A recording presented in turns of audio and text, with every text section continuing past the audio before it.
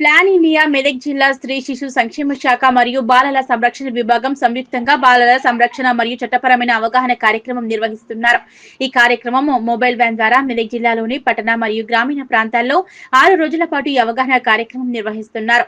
ఇందులో భాగంగా ఈ రోజు కార్యక్రమం తిరుశంకరంపేటలో బాలల సంరక్షణకు సంబంధించిన చట్టాలపై మరియు రిపోర్టింగ్ అండ్ సపోర్టింగ్ మెకానిసిజం గురించి అవగాహన కల్పించారు. ఈ సందర్భంగా anganwadi supervisor Sandhya, plan India project coordinator Rahul తో మాట్లాడుతూ బాలల సంరక్షణపై ప్రతి ఒక్కరి అవగాహన కలిగి ఉండాలని, మొబైల్ ఫోన్ ద్వారా యువకులు ఇబ్బందులు పాలవుతున్నారని, అదేవిధంగా కంటి సమస్యలతో కూడా బాధపడుతున్నారన్నారు.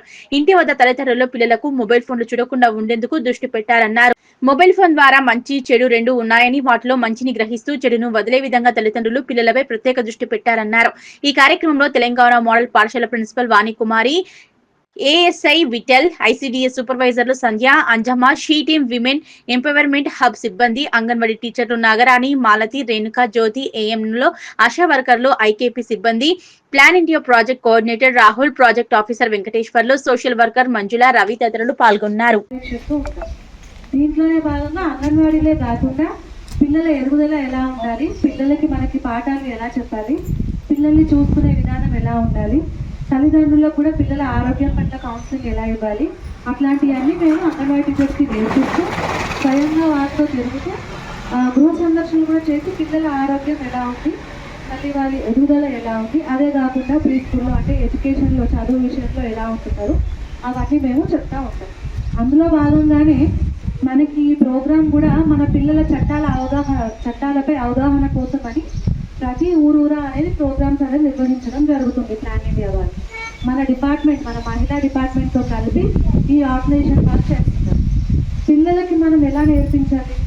ఫస్ట్ ఇప్పుడు బయట చాలా అన్యాయాలు జరుగుతున్నాయి అనుకుంటున్నాం కదా, అన్యాయాలు జరుగుతున్నాయి అని చెప్పి ఇంట్లో కట్టేసి ఉంచుతామా? అలా కట్టేసి ఉంచితే వాళ్ళ చదువు ఏమైపోవాలి, ఎదుగుదల ఏమైపోవాలి? ఇంట్లో ఉంటే ఇల్లే ప్రపంచం అయిపోతుంది. బయట ఎలా ఉందో తెలియదు. బయటకి పంపిస్తూ ఉండాలి, మంచిగా చదివిపిస్తూ ఉండాలి. మళ్ళీ లోకంలోనే కాకుండా తీరులో ఎలా ఉండాలి, ఎవరు ఎలాంటి వాళ్ళు ఎలా గుర్తించాలి, వాళ్ళు ఎలా మెలుచుకోవాలి, ఎలా ఉండాలి, ఏమైనా ప్రమాదం వస్తే ఎలా స్పందించాలి, ఫస్ట్ ఏమైనా ప్రాబ్లం వచ్చింది ఎవరికి చెప్పుకోవాలి, ఎవరికి చెప్తే నాకు ధైర్యం వస్తుంది, స్కూల్లో ఉన్నప్పుడు ఎవరికి చెప్తే నాకు రక్షణ ఉంటుంది, ఇంట్లో ఉన్నప్పుడు ఎవరికి చెప్తే రక్షణ ఉంటుంది, బయటకి మనం బస్సులో పిల్లలు పెద్ద పిల్లలు అయితే బస్సులో స్కూల్స్కి కాలేజెస్కి వెళ్తుంటారు కదా, అలా బస్సులో వెళ్ళినప్పుడు ఏమైనా సమస్య వస్తే ఎలా పరిష్కరించుకోవాలి, అట్లాంటి మెలకువలన్నీ మనము నేర్పిస్తూ ఉంటాం. మన బయట మనమే కాకుండా పేరెంట్స్ కూడా ఖచ్చితంగా పిల్లలకి ధైర్యం అనేది ఎంకరేజ్ చేయాలి. ఇంకో విషయం, చదవకపోవడం పక్కన పెడితే ఖచ్చితంగా మాత్రం ఆత్మవిశ్వాసం అనేది కోల్పోకుండా మనం జాగ్రత్త పడాలి. ఎప్పుడైతే పిల్లలు ఆత్మవిశ్వాసంగా ఉంటారో, భయపడకుండా ఉంటారో, ఏ సమస్య వచ్చినా ఎదుర్కొనే ధైర్యం తెచ్చుకుంటారు.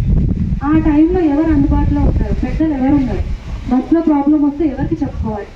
చాలా వరకు మనం అనుకుంటాం కదా, పిల్లలు ఎలా ఎక్కుతారు, కుక్కి ఎక్కుతా ఉంటుంది. లైంగికంగా అంటే మొత్తం జరగకపోయినా టచింగ్ అనేది జరుగుతూ ఉంటుంది. అలాంటి టైంలో ఎలా కాపాడుకోవాలి? గట్టిగా అరవడము, లేకపోతే ధైర్యంగా ఎదురు తిరగడము, ఏంటి ఇలా చేయడం తప్పు అని బెదిరించడము, వెంటనే పోలీసులకి ఫోన్ చేయడము, లేదు అంటే అలా కూడా భయపడిపిస్తే బస్సులో ఉన్న పెద్దవాళ్ళకి తెలియజేయడం. ఇతను వేధిస్తున్నాడు, నేను తెచ్చున్నప్పుడు బస్సులో ప్రయాణిస్తుంటే రోజు నన్ను ఏడిపిస్తున్నాడు, ఇంటికి రాగానే అమ్మతో షేర్ చేయడం, నాన్నతో భయపడకుండా షేర్ చేయడం, లేదా కాలేజ్కి వెళ్ళగానే. ఇంకా ఫోన్లలో వాళ్ళు ఏం చూస్తున్నారు మనం చూస్తామా? కొత్తగా పరిచయాలు వస్తాయి ఫోన్ల ద్వారా వాళ్ళు ఏం చూస్తున్నారు అనేది మనం ఒక గంట కనిపెట్టి ఉండాలి. అలానే వాళ్ళని కంప్లీట్గా రిస్ట్రిక్ట్ చేయొద్దు. ఇప్పుడు ఇంకా మనం చేయలేము కూడా వాళ్ళని రిస్ట్రిక్ట్, కానీ బిడ్డ జాగ్రత్తగా ఉండాలి అని చెప్పి మంచిగా సామరస్యంగా వాళ్ళకి తెలియజేస్తారా? ఒక నాణానికి 2 పార్శ్వాలు ఉన్నట్లే మొబైల్ దాంట్లో మంచి ఉంది, చెడు ఉంది. మన పిల్లల్ని మనం ఎలా తయారు చేయాలి? ఏది తీసుకోవాలి? వాళ్ళు మంచి తీసుకోవాలి, చెడు మంచి అని నిర్ణయించుకోగలగాలి. నిర్ణయించుకొని మంచి మాత్రమే తీసుకోవాలి. అట్లా ఎవరు తయారు చేయాలి? మనమే తయారు చేయాలి. ఇంకో విషయం ఏంటంటే, బయటకు వెళ్తే ఇవాళ రేపు మనం ఇందాక అనుకున్నాం కదా, ఇలాంటి అత్యాచారాలు పిల్లల మీద జరుగుతున్నాయని. అది ఆడపిల్లల మీదే కాదు, మగ పిల్లల మీద కూడా జరుగుతుంది. సో జాగ్రత్తగా ఉండాలి. అలాగే ఆ చేసేవాళ్ళు కూడా ఎక్కడి నుంచో రారు, బయట నుంచి. వాళ్ళు కూడా మన సమాజంలోనే ఒక భాగమే. అందుకే చిన్నప్పటి నుంచే అమ్మాయిని అబ్బాయిని సమానంగా చూడాలి.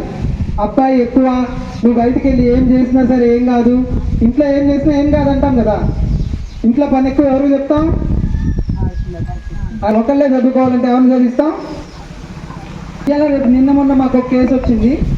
అమ్మాయి 10వ తరగతి చదువుతుంది, బాగా చదువుతుంది, క్లాస్ ఫస్ట్. వాళ్ళ అమ్మమ్మ ఎవరో తాతమ్మో చనిపోయిద్దంట, ఇంక 2-3 రోజుల్లో మంచంలో ఉంది. ఆమె అంటదంట, అమ్మాయి పెళ్లి చేసి చచ్చిపోతానయ్యా అంటే వాళ్ళు పెళ్లి చేయడానికి సిద్ధపడుతున్నారు. ఆమె 2 రోజుల్లో చచ్చిపోయింది.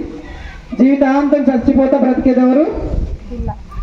బాయ్ కదా. సో ఇవన్నీ మనకి మూఢనమ్మకాలు ఉన్నాయి కొన్ని. వాటన్నిటిని కూడా ఇప్పుడు మనం వాటన్నిటి నుంచి కూడా బయటికి రావాల్సిన సందర్భము ఇది. సో మన పిల్లలకి మంచి రక్షణ ఇచ్చి, మన పిల్లలు బాగా సురక్షితమైన, రక్షణమైన, ఆరోగ్యకరమైన వాతావరణంలో ఉండాలని ప్రతి ఒక్కరం కోరుకుంటామా? ఎలా ఉండాలనుకుంటాం మన పిల్లలు పెద్దయ్యాక? అందరి యొక్క సమిష్టి కృషి అవసరం. మనందరం కలిసికట్టుగా పనిచేయాల్సిన అవసరం ఉంది. అప్పుడే మనం కోరుకున్నట్లు మన పిల్లలకి మంచి భవిష్యత్తు, మంచి వాతావరణం ఇవ్వగలుగుతాం. సో మీరు పొద్దున్న నుంచి కూడా ఇక్కడ వేచి ఉన్నారు చాలాసేపటి నుంచి. ఇంకా మనతో పాటు ICDS సూపర్వైజర్స్ కూడా ఉన్నారు. మేడం మీ నుంచి